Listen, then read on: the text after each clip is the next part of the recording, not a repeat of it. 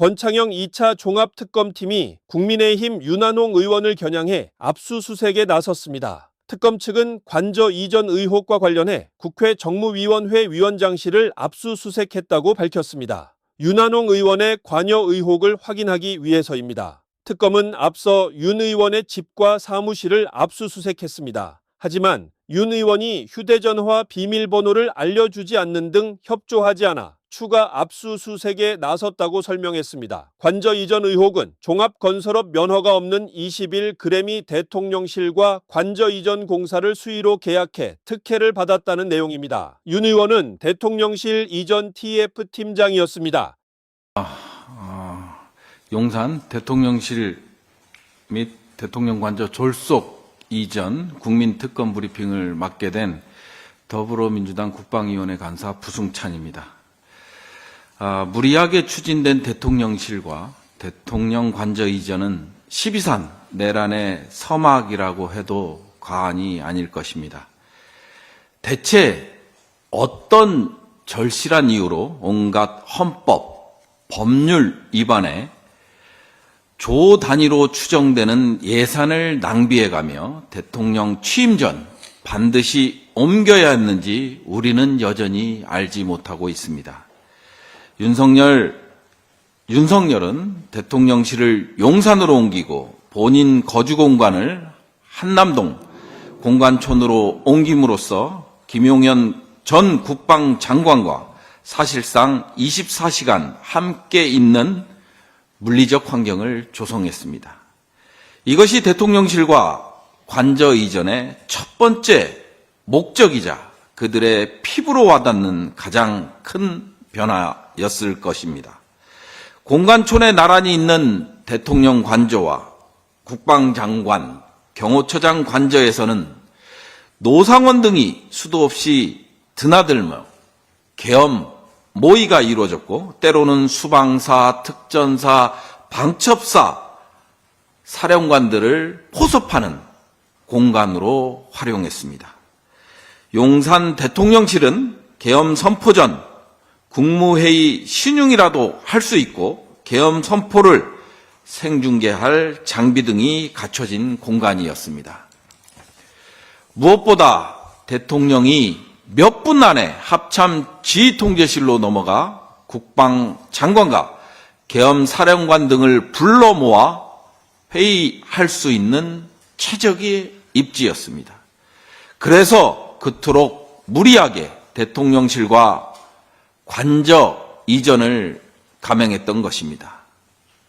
이제 대통령실과 관저 이전 과정에서 이들이 벌인 위법 행위와 예산 낭비에 대해 소상히 국민께 보고드리겠습니다. 먼저 헌법과 법률을 무시한 용산 이전 강행이었습니다. 대통령실의 용산 이전은 아무런 공론화 과정 없이 이루어졌습니다. 국가 중요 정책 결정임에도 불구하고 말입니다. 단 한 차례 국회 보고도 없었고요. 공청회도 없었습니다. 수기 과정은 더더욱 없었습니다. 민주주의 국가에서 있을 수 없는 일이 자행된 것입니다. 그 결과 지금까지 드러난 것만 헌법과 법률 위반 혐의가 8건에 달합니다. 첫 번째, 헌법 제82조 대통령의 국법상 행위는 문서로서 해야 하나 대통령실 이전은 결정문 등 관련 문서가 일체 존재하지 않고 있다라는 것을 확인했습니다.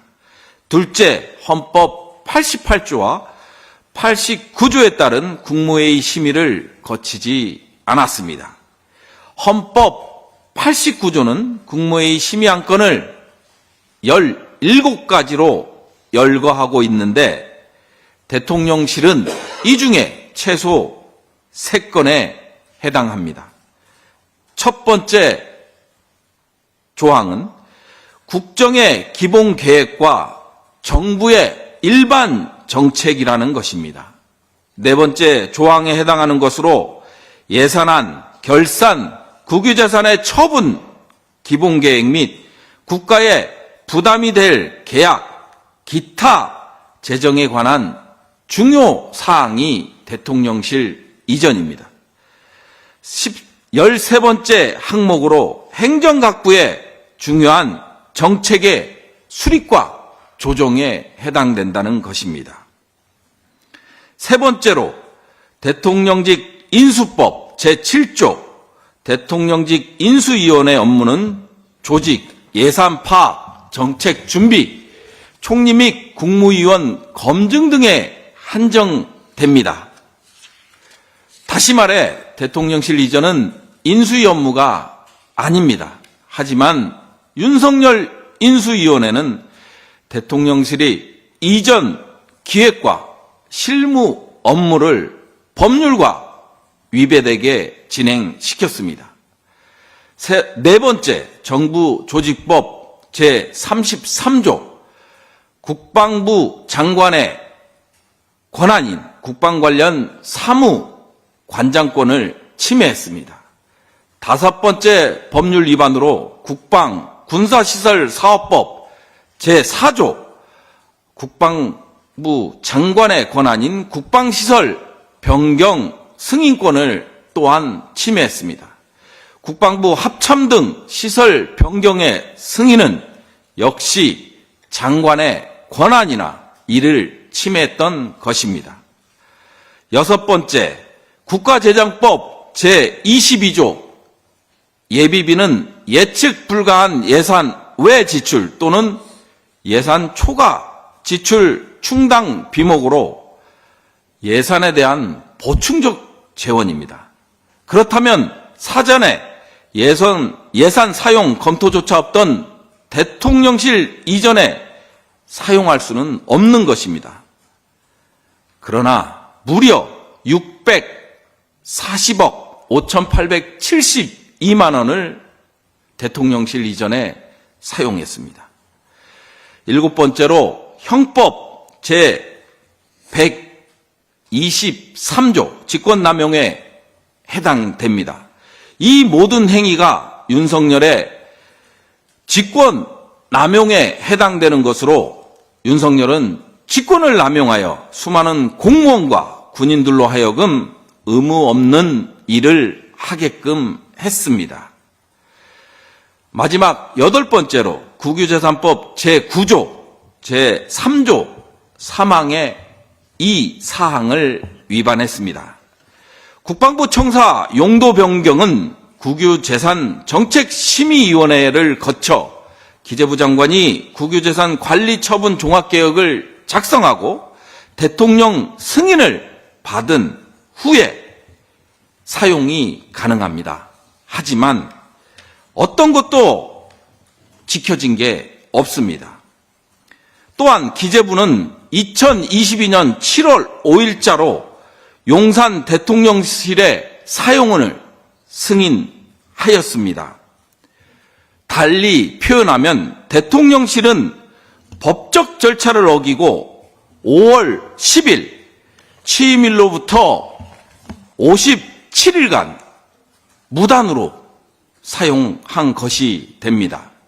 참여연대와 시민들이 대통령실 이전 국민감사 청구를 진행했고, 하지만 감사원은 무려 감사를 7번이나 연기하고 지난해 9월 부실하기 짝이 없는 결과를 내놓았습니다.